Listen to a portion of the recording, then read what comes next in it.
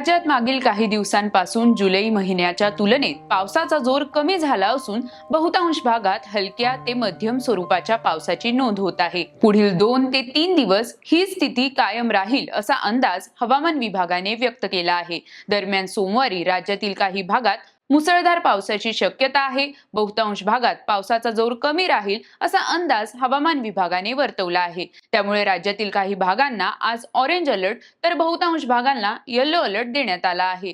आज राज्यातील कोणत्या भागांना ऑरेंज अलर्ट तर कोणत्या भागांना येलो अलर्ट देण्यात आला आहे हे या व्हिडिओच्या माध्यमातून जाणून घेऊयात। नमस्कार, मी प्रियांका कुलकर्णी, आपण पाहत आहात लोकसत्ता लाईव्ह। यंदा भारतासह जागतिक पातळीवर हवामान बदलाचे परिणाम नागरिकांना सहन करावे लागत आहेत। पावसाचे असमान प्रमाण, कमी कालावधीत होणाऱ्या अतिवृष्टी सदृश्य पावसामुळे निर्माण होणारी पूरस्थिती, तर अनेक भागात पावसाचे प्रमाण कमी असल्याने दुष्काळ सदृश्य स्थितीचा सामना नागरिकांना करावा लागत आहे। देशातील अनेक भागात यंदा पावसाचे प्रमाण असमान असल्याचे दिसून येत आहे। महाराष्ट्रातही विदर्भ आणि मराठवाड्यातील बहुतांश भागात पावसाची तूट कायम आहे। मागील काही दिवसांपासून पावसाचा जोर काहीसा कमी झाला आहे, त्यामुळे सर्वदूर पावसाचा अभाव दिसून येत आहे। दरम्यान वादळी पावसाचा जोर हळूहळू कमी होत असून केवळ काही भागातच हलक्या ते मध्यम स्वरूपाच्या पावसाची नोंद होत आहे। विदर्भातील गोंदिया आणि गडचिरोली येथे वादळी पावसाचा सर्वाधिक प्रभाव असून येथे 2 दिवसांपासून चांगला पाऊस नोंदवला जात आहे। दरम्यान शनिवारी सकाळी 8:30 ते रविवारी सकाळी 8:30 या दरम्यान गडचिरोली येथे 21.9 मिलीमीटर तर गोंदिया येथे 67.3 मिलीमीटर पावसाची नोंद झाली, तर उर्वरित राज्यातील बहुतांश प्रदेशात पावसाचे प्रमाण कमी आहे।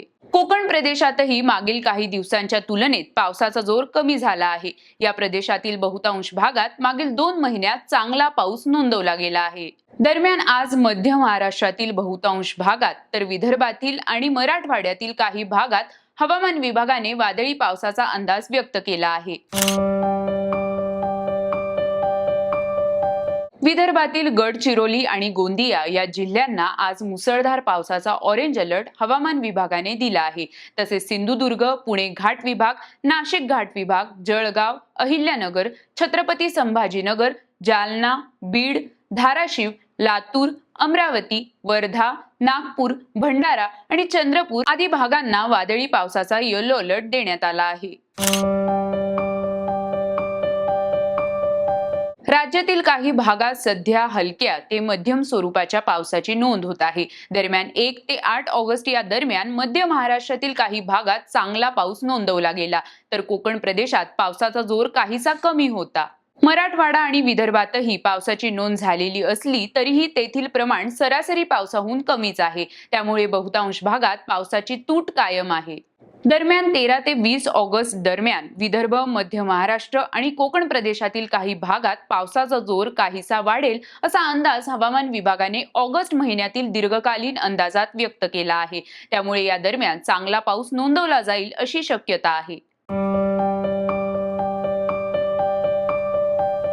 एल निनोच्या पार्श्वभूमीवर यंदा कमी पावसाची शक्यता व्यक्त करण्यात आली होती, मात्र राज्यात आतापर्यंत 637.1 मिलीमीटर पाऊस झाला आहे।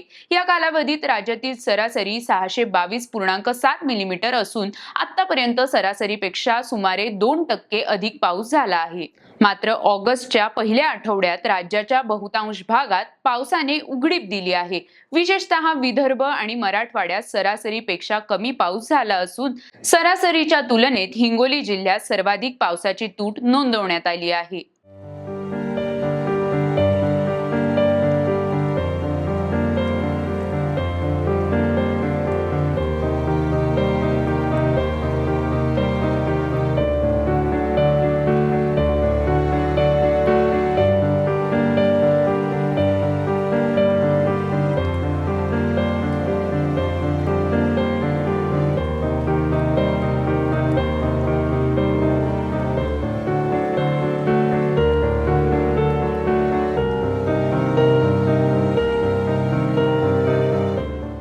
राजकीय, कला, क्रीडा आणि इतर क्षेत्रातील बातम्या जाणून घेण्यासाठी लोकसत्ताच्या YouTube चॅनेलला सबस्क्राईब करायला विसरू नका। पाहत रहा लोकसत्ता लाईव्ह।